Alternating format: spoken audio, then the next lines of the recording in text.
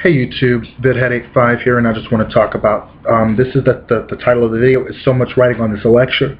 So Congress is now adjourning to go campaign, and transportation bills haven't been passed at all, and we've seen fares across the country rise across this great land of ours for public transportation.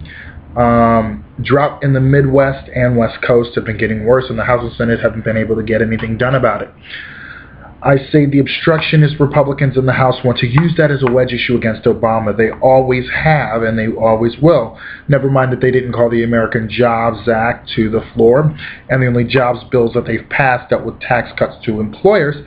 There was another bill about East Indian and Chinese labor, and they also want to drill oil everywhere on American soil and deplete our resources just to make a quick buck. But the fact is, the obstructionists will end up using all of that and blaming Obama for it, and using it for their campaigns to say, hey, President Obama's a bad leader, forgetting that Bonner constantly walked out of talks with President Obama and Senate Majority Leader Harry Reid and called the payroll tax cut chicken shit issue, which only affected unemployment Americans who can't give too much to his campaign.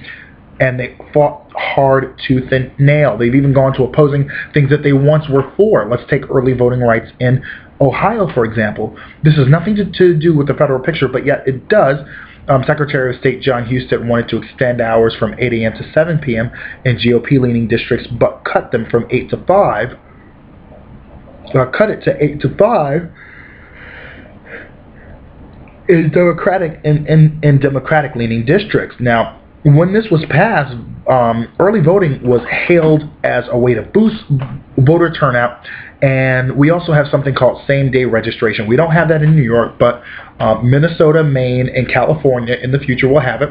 But Ohio has it, same-day voting.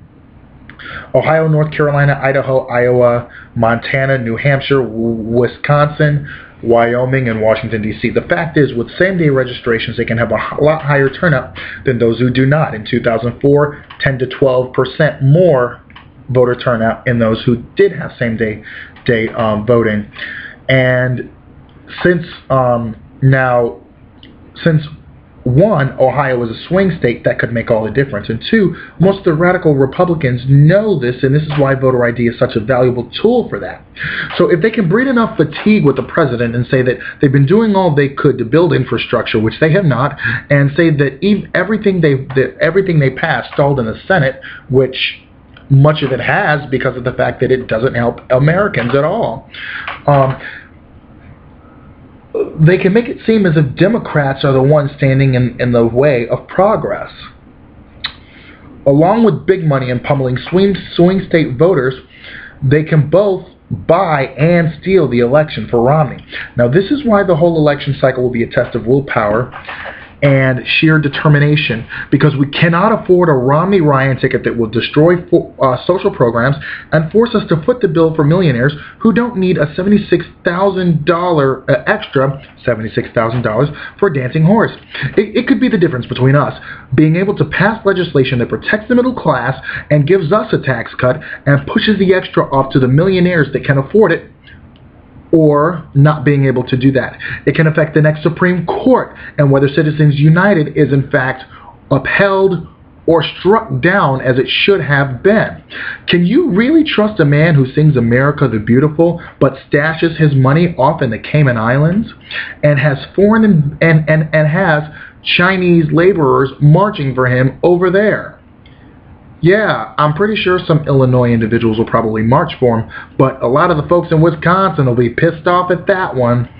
So, can we really trust another George W. Bush? And in fact, what he is trying to disconnect himself from George Bush's policies, but there's supposed to be a difference between Romney's plans and Bush's, and they're what is it? I wrote it down. Oh, actually, I didn't write anything down because there isn't any. Obama is America's president, and we cannot allow obstructionist Republicans to make us fight amongst ourselves as if we're the enemy.